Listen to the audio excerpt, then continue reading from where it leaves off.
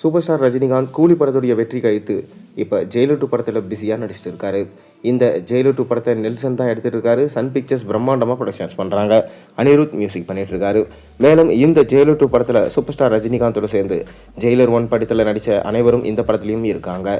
கூடவே இந்த படத்தில் பாலகிருஷ்ணா, எஸ்ஜே சூர்யா, சுராஜ் வெஞ்சமுடுன்னு ஒரு மிகப்பெரும் ஸ்டார் காஸ்டோட நெல்சன் இந்த படத்தை எடுத்துகிட்டு இருக்காரு.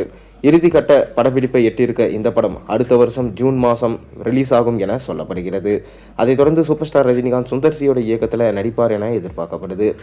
ஆனால் ரஜினி கமல் ப்ராஜெக்ட் இதை பற்றினு தான் இப்போ மிகப்பெரும் டாக் போய் கொண்டிருக்கு. ஏற்கனவே ரஜினிகாந்த் சுந்தர்சியோட இயக்கத்தில் நடிக்க போயிட்டாரு. அதைத் தொடர்ந்து இப்போ கமலுமே அன்பறிவு மாஸ்டர்ஸ் இயக்கத்தில் நடிக்கிறாரு. ரஜினி கமல் ப்ராஜெக்ட் எப்போ வரும்? சுந்தர்சி படமே 2027 அப்போ தான் ரிலீஸ் ஆக போகுதுன்னு சொல்லிட்டாங்க. அப்போ 2028 அல்லது 2029 தான் இந்த படம் வருமா? அந்த படத்துக்கான இயக்குனர் யார் என தொடர்ந்து கேள்விகள் எழுப்பப்பட்டு வருது. அதற்கு ஃபஸ்ட்டு லோகேஷ்னு சொன்னாங்க, ரெண்டாவது நெல்சன்னு சொன்னாங்க.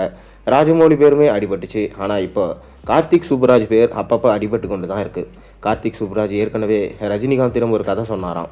ஆனால் ரஜினிக்கு அதற்கான தக்க வாய்ப்பு அமையாததால் இணையாமலே இருக்காங்க.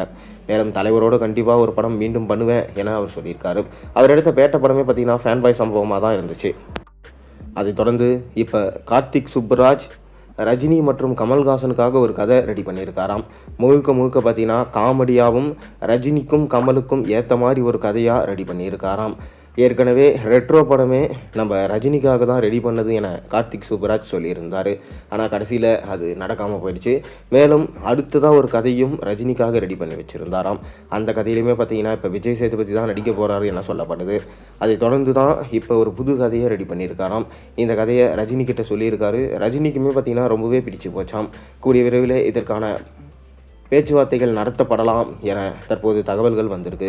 கார்த்திக் சுப்புராஜ் தொடர்ந்து கேங்ஸ்டர் மற்றும் காமெடியில் சூப்பராக பெர்ஃபார்ம் பண்ணக்கூடியவர். த்ரில்லிங்கான ஒரு சப்ஜெக்டை கையில் எடுத்து ஹேண்டில் பண்ணக்கூடியவர். அப்படி இருக்கும்போது ரஜினிகாந்தோட ரசிகராக இருக்கக்கூடிய அவர் கண்டிப்பாக ரஜினி கமல் இருவரையும் சேர்த்து வச்சு ஒரு கல்ட் கிளாசிக்கான ஒரு மூவியை எடுப்பார் என நம்பப்படுது.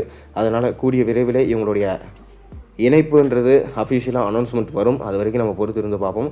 நீங்கள் என்ன நினைக்கிறீங்க? ரஜினி கமல் ப்ராஜெக்டை யார் எடுத்தால் நல்லாயிருக்கும்? உங்கள் கருத்துக்களை மறக்காம கீழே கமெண்ட்டில் சொல்லுங்கள். மேலும் சேனலுக்கு சப்ஸ்கிரைப் பண்ணுங்கள், லைக் பண்ணுங்கள், பெல் ஐகானை ப்ரெஸ் பண்ணுங்கள். அப்போ தான் நான் போகிற வீடியோஸ் எல்லாம் நோட்டிஃபிகேஷனாக வந்து சேரும்.